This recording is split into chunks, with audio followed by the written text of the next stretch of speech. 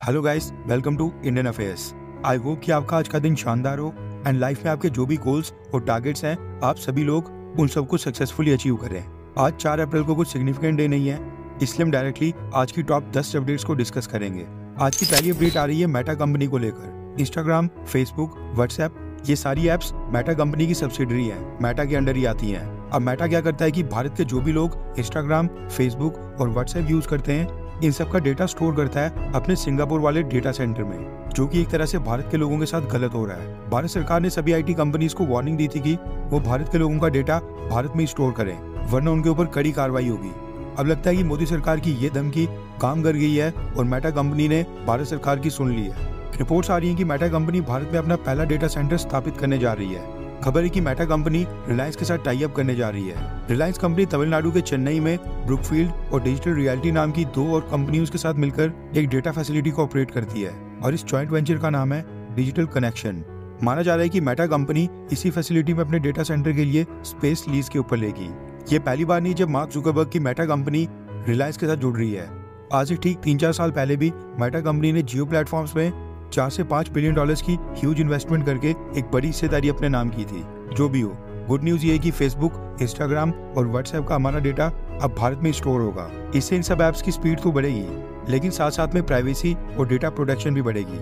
आज की दूसरी अपडेट आ रही है ताइवान और भारत को लेकर। चाइना पिछले महीने अरुणाचल प्रदेश का राग अलाप रहा था, इवन उसने अरुणाचल प्रदेश की कई सारी जगहों के नाम भी चेंज कर दिए थे। अब भारत ने भी चाइना को करारा जवाब दिया है, वो भी ताइवान की मदद से। आपको शायद ये खबर मिल गई होगी कि पिछले कल सुबह के समय ताइवान में एक बहुत ही खतरनाक भूकंप आया था। इस अर्थक्वेक को लेकर प्रधानमंत्री मोदी जी ने पिछले कल एक स्टेटमेंट जारी करके ताइवान के साथ सहानुभूति जताई है। प्रधानमंत्री मोदी ने कहा कि ताइवान में आए भूकंप के कारण वहाँ पर जो मौतें हुई हैं उससे मैं बहुत ही दुखी हूँ। जिन भी परिवारों को नुकसान हुआ है उनके साथ मेरी हार्दिक संवेदना है और जो ताइवान के लोग घायल हुए हैं उनके जल्द स्वस्थ होने की मैं कामना करता हूँ। इस भूकंप से रिकवरी में भारत ताइवान के दृढ़ निश्चयी लोगों के साथ एकजुटता के साथ खड़ा होगा। अच्छा ये लग रहा है कि भारत का प्राइम मिनिस्टर ताइवान के लोगों को एड्रेस कर रहा है, क्योंकि भारत की पिछली सरकारें ये सब करने से डरती थी। इसलिए तो ताइवान की outgoing president Sai Ing Wen और नेक्स्ट प्रेसिडेंट इलेक्ट लाई चिंग ते इन दोनों ने प्रधानमंत्री मोदी को स्टेटमेंट के लिए थैंक्स बोला है, धन्यवाद कहा है और कहा कि भारत का सपोर्ट ताइवान के लिए बहुत ही मैटर करता है। आज की तीसरी अपडेट आ रही है मालदीव्स के पास भारत के लक्षद्वीप आइलैंड्स को लेकर। पिछले कल रक्षा मंत्रालय ने बताया कि भारत की सिक्योरिटी फोर्सेस ने लक्षद्वीप आइलैंड्स के ऊपर 2 दिन तक कोस्टल मैरीटाइम सिक्योरिटी एक्सरसाइजेस की हैं। इस एक्सरसाइज का नाम था सागर कवच और ये 1 अप्रैल और 2 अप्रैल को कंडक्ट की गई थी। इसमें Indian navy, coast guard, marine police, fisheries department और कस्टम्स डिपार्टमेंट की टीम्स इन सब ने हिस्सा लिया था। इस एक्सरसाइज का मोटिव था समुद्र से जो भी भारत को खतरे हैं उनके खिलाफ रिस्पांस मैकेनिज्म, सर्विलांस कैपेबिलिटीज और प्रिपेयर्डनेस को और भी पुख्ता करना।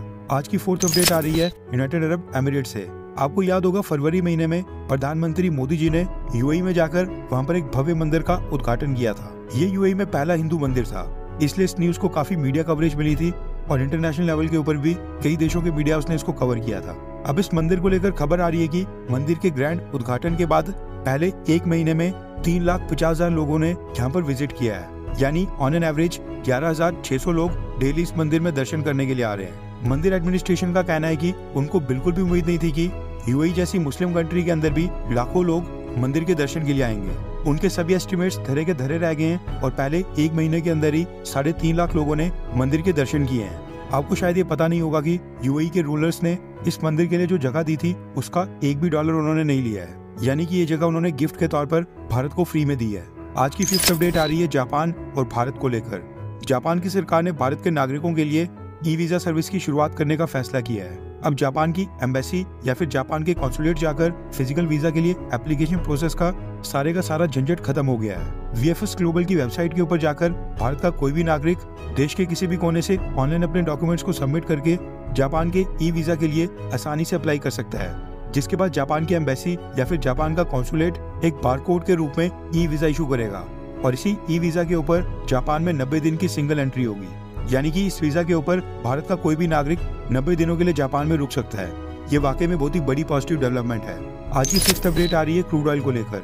सऊदी अरब का सपना सच होते दिखाई दे रहा है। सऊदी अरब ने ओपेक देशों के साथ मिलकर क्रूड ऑयल की प्रोडक्शन में बहुत ही बड़ी कटौती की थी, ताकि इंटरनेशनल मार्केट में क्रूड ऑयल की कीमतें $100 पर बैरल तक चली जाए और तेल बेचने वाले ये सारे देश मोटा प्रॉफिट कमाएं। खबर आ रही है कि इंटरनेशनल मार्केट्स में क्रूड ऑयल के प्राइसेस एक बार फिर से बढ़ गए हैं और पिछले कल Brent crude oil international market में $89 पर बैरल के ऊपर ट्रेड कर रहा था, जबकि पिछले कई महीनों से क्रूड ऑयल के प्राइसेस $70 की रेंज में घूम रहे थे। ये यूक्रेन युद्ध के बाद पहली बार हो रहा है जब इंटरनेशनल मार्केट में क्रूड ऑयल वापस से $90 पर बैरल तक चले गया है। पेट्रोल और डीजल ये दोनों क्रूड ऑयल को रिफाइन करके मिलते हैं। ऐसे में हमें तो शुक्र मनाना चाहिए कि भारत में इलेक्शंस का फेस है, वरना क्रूड ऑयल की बढ़ती कीमतों का प्रेशर भारत के आम लोगों के ऊपर भी आता।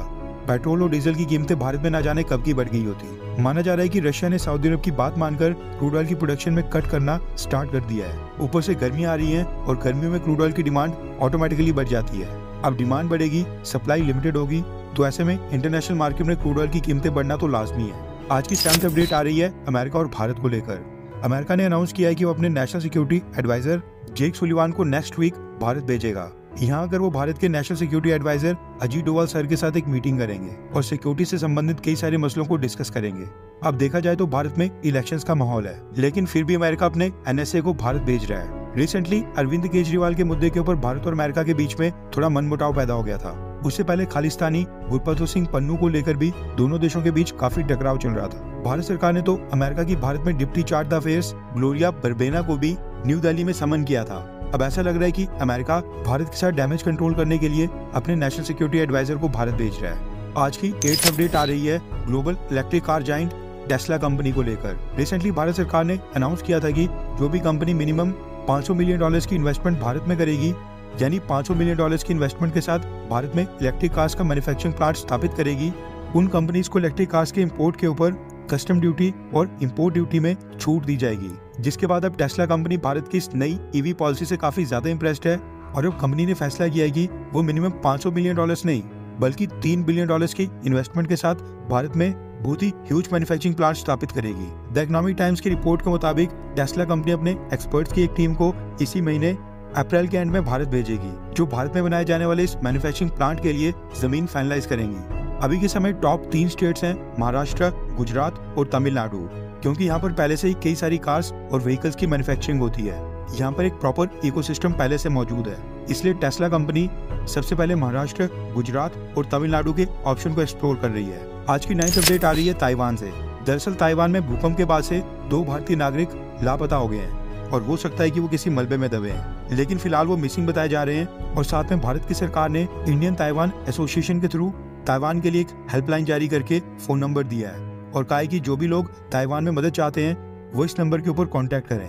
अभी तक जो ताइवान में भूकंप आया था उसमें टोटल 9 लोगों की जान गई है, जबकि 1000 लोग घायल बताए जा रहे हैं और टोटल 50 लोग अभी मिसिंग हैं। आज की 10th और लास्ट अपडेट आ रही है एक वायरल वीडियो को लेकर, जो कि भारत के कश्मीर से सामने आ रहा है। इस वीडियो के ऊपर सोशल मीडिया में लोग 2 हिस्सों में बंट गए हैं। दरअसल कश्मीर के गांदरबल में एक लेपर्ड यानी कि तेंदुआ रेजिडेंशियल एरिया में आ गया था, जिसके बाद वहां के लोगों ने इस तेंदुए को पकड़ने के लिए वाइल्ड लाइफ की टीम को कांटेक्ट करके बुलाया। मगर जैसे ही वाइल्ड लाइफ की टीम वहां पर पहुंची, इस तेंदुए ने वाइल्ड लाइफ टीम के एक मेंबर के ऊपर ही हमला कर दिया और उसके बाजू के ऊपर काट दिया। वीडियो में आप साफ तौर पर देख सकते हैं कि जब इस तेंदुए ने वाइल्ड लाइफ कर्मचारी की बाजू को ही अपने जबड़े में ले लिया, उसके बाद आसपास के सभी लोगों ने इस तेंदुए को डंडों से पीटना स्टार्ट कर दिया। वीडियो में तो खैर कई सारे कट्स हैं, लेकिन साफ नजर आ रहा है कि लास्ट में ये तेंदुआ अधमरी सी हालत में आ गया था।